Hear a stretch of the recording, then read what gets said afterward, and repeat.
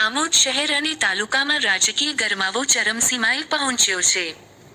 ભાજપ શાસિત નગરપાલિકા અને વહીવટી તંત્ર દ્વારા મતદાર યાદીમાં ગેરરીતિ અને લોકશાહીના મૂલ્યોના હનનનો આક્ષેપ કરી આમોદ કોંગ્રેસ સમિતિ રસ્તા પર ઉતરી આવી છે। આજે મોટી સંખ્યામાં કોંગ્રેસના આગેવાનો અને કાર્યકરોએ આમોદ પોલીસ સ્ટેશન ખાતે હલ્લાબોલ કર્યો હતો।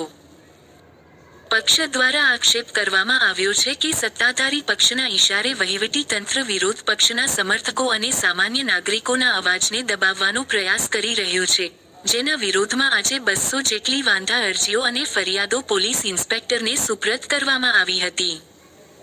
આ વિરોધ પ્રદર્શનમાં સામેલ મહિલા કાર્યકર રાજ બિસ્મિલ્લાબેન સિરાજભાઈએ વહીવટી તંત્રની કામગીરી સામે ગંભીર સવાલો ઉઠાવ્યા હતા।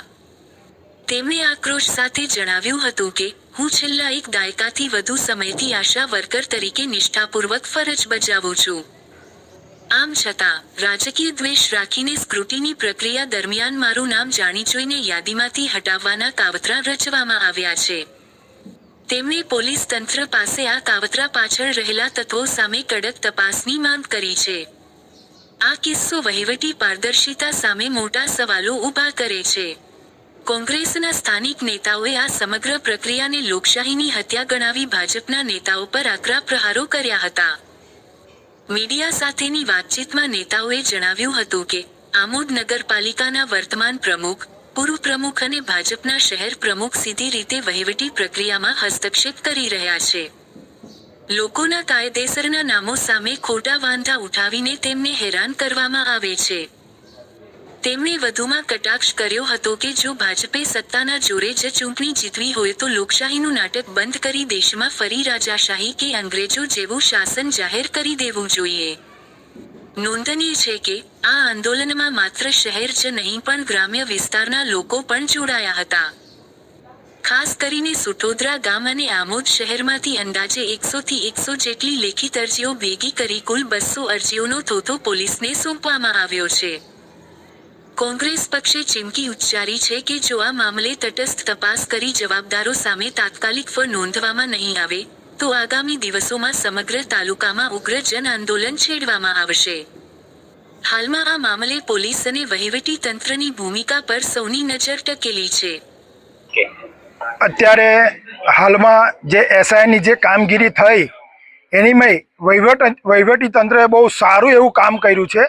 એ બાબતે અમે વહીવટી તંત્રને શુભેચ્છા પાઠવીએ છીએ।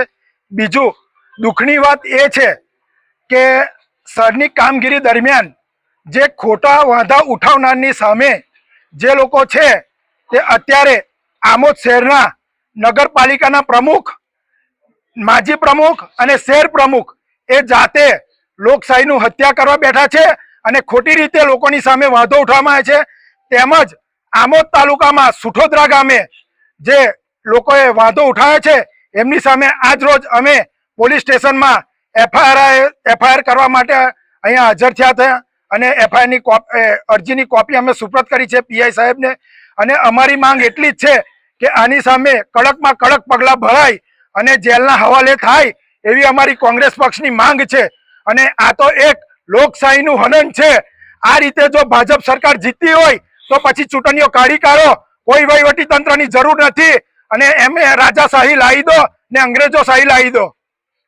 એફઆઈઆર કરવા માટે કેટલી અરજી તમે આપેલી છે પોલીસ સ્ટેશન? અમે સુઠોદરા ગામ તરફથી 92 અરજી છે અને શહેર તરફથી 100 અરજી છે।